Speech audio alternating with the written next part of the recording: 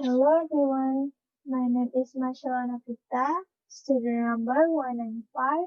Here I would like to explain the evolution of media in Indonesia. Firstly, what is media?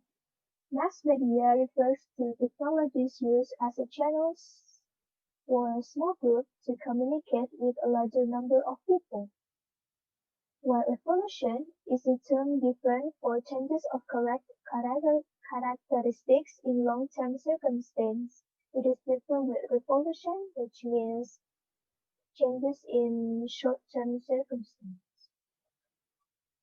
The era of old media refers to the following form of communication. This era starts the evolution of media. First one is newspaper.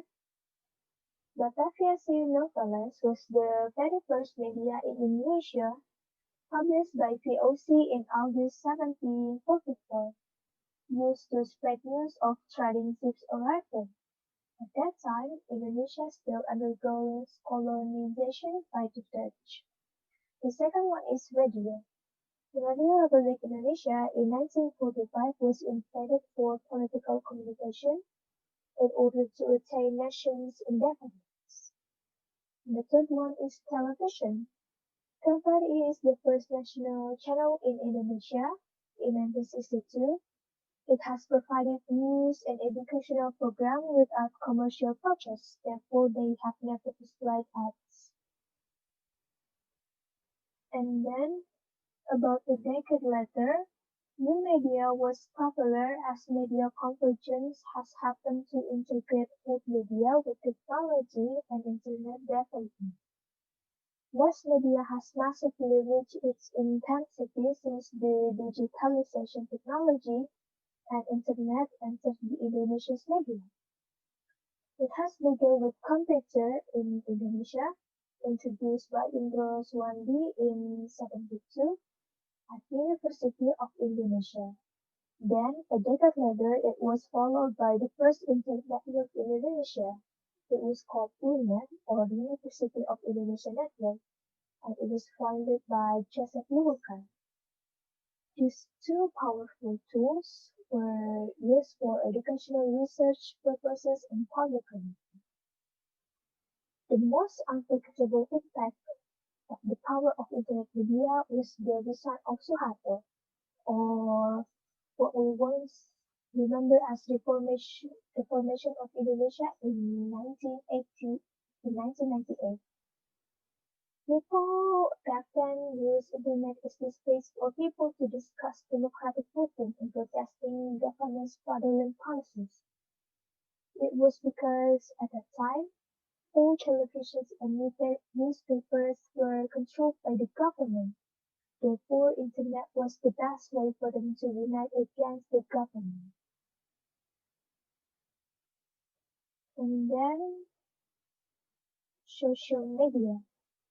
In the beginning of 20th century, the internet has collaborated with multimedia services which allow people to share text, images, and videos through following social networking services.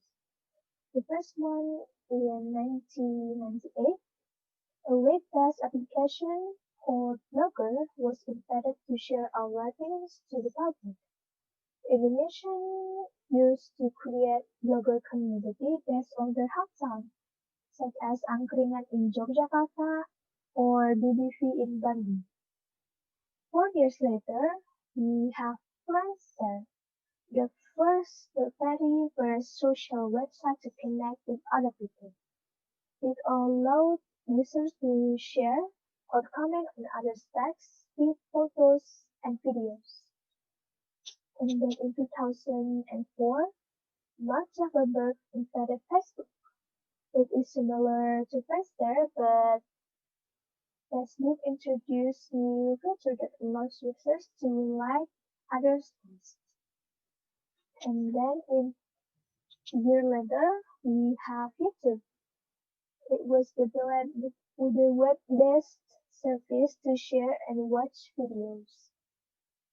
In 2006, Twitter was invented. It is the most efficient social network to share short text and create microblogs, primarily used to get news and information quickly. And then in 2010, Instagram was introduced. It is dominated by photo and video sharing social networking service. Instagram has been massively popular since internet users have shifted from text-based information into visually interesting infographics. Let's see this maybe accessibility data report. This data shows that Indonesia is in fact the fourth highest number internet users in the world, with approximately 160 million social media users in Indonesia in 2020. It has increased by 12 million between 2019 and 2020.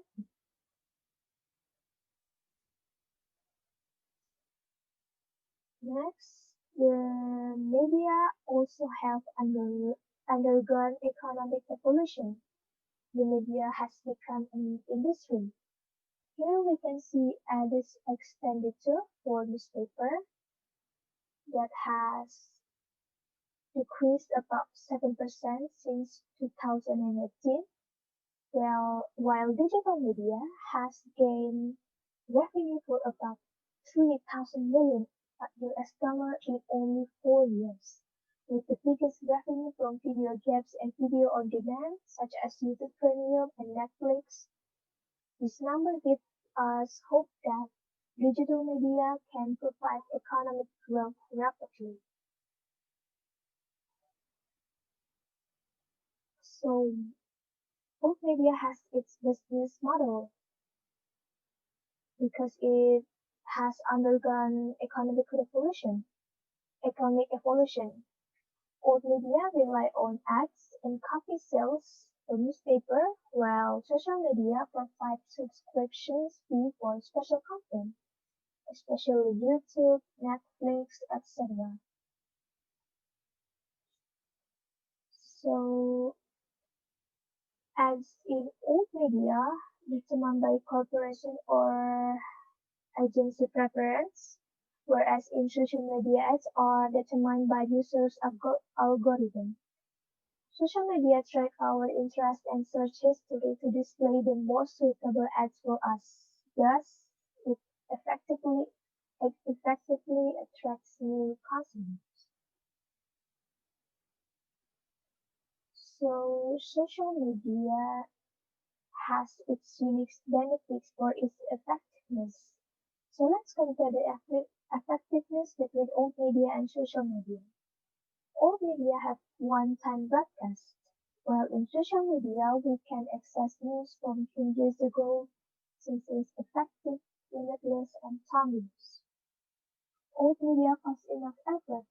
We need to upload newspaper and written news to be on television.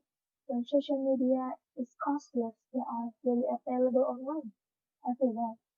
However, news sources in old media are trusted professional journalists to avoid hoaxes, whereas social media is agile to any fraudulent journalism that can lead to fake news because everyone has possibility to change the content. Finally, in conclusion, the media in Indonesia have undergone extensive evolution, especially in economic aspect.